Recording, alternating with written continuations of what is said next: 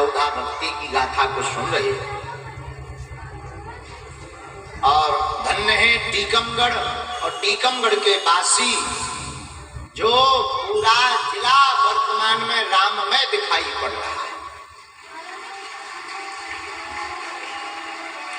अब भाई किसी की आंखों में मोतियां बिंद हो तो भगवान बचावे, अब किसी को भाई मोतियां बिंद हो तो उसको तो ठीक ठाक दिखाई ही नहीं पड़ता।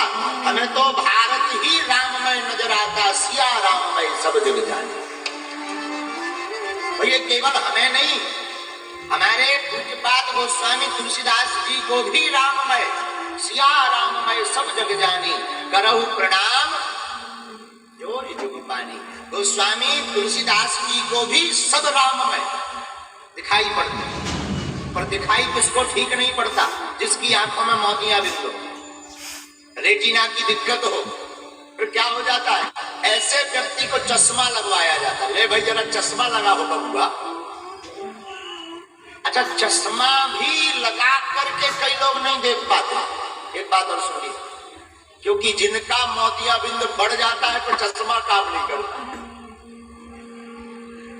सफेदी जब ज्यादा छा जाती है तो ऑपरेशन ही करवाना पड़ता है।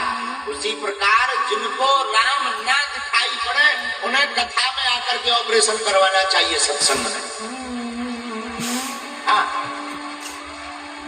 महात्मा बढ़िया ऑपरेशन करके जाते हैं, ठीक ठाक ऑपरेशन कर देते हैं साथ।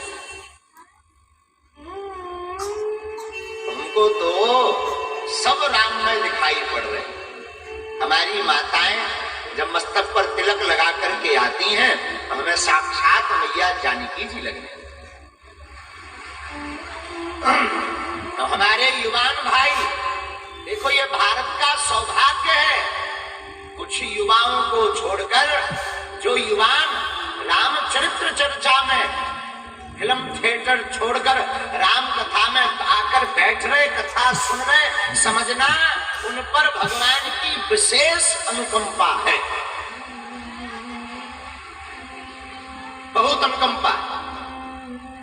हम कई बार बोलते हैं, आज फिर कहते हैं, जो कथा सुन रहे और जो कथा यजमान है, आज इनके पितर ऊपर बैठे बैठे बड़े गदगद हो रहे हैं। धन्य है, हमारे वंश में एक ऐसा सपूत हुआ है जो राम चर्चा करवा रहा और लाखों लोगों को राम से जोड़ रहा।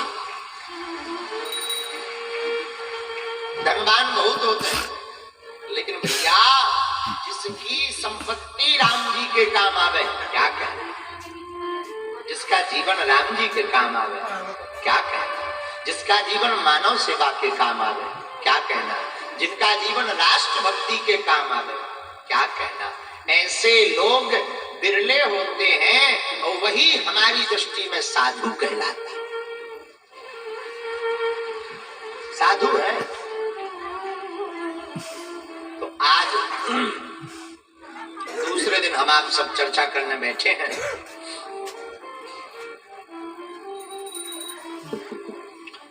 कल की चर्चा में नवधा भक्ति में हमने सबने प्रथम भक्ति पर चर्चा की थी। आज द्वितीय भक्ति पर चर्चा करें।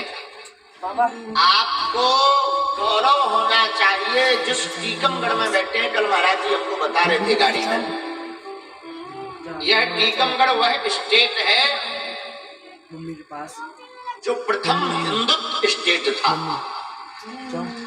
महाराज जी ने बताया था भारत का प्रथम हिंदू स्टेट टीकमगढ़ था। और हमें लगता है अब सनातन की बयार यहीं से पूरे भारत में बही।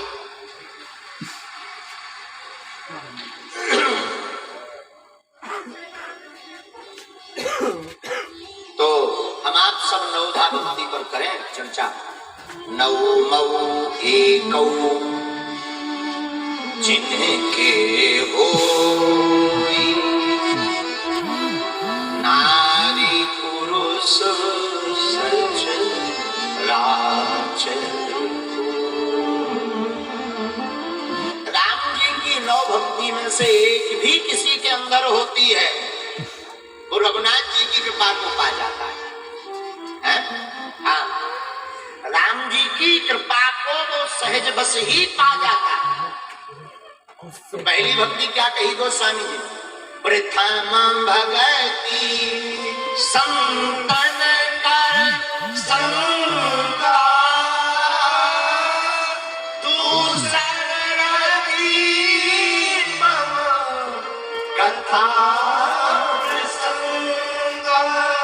बाबा कहते हैं पहली भक्ति संतों का संग है, लेकिन मेरे माई बाप दूसरी भक्ति भगवान की कथा में प्रीति होना है।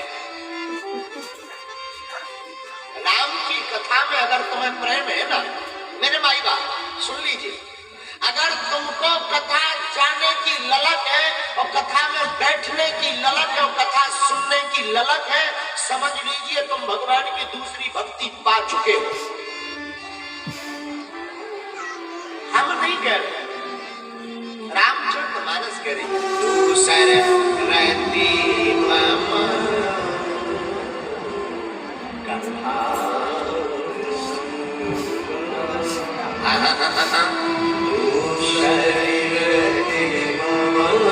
महाराज जी नवधा भक्ति क्यों करें?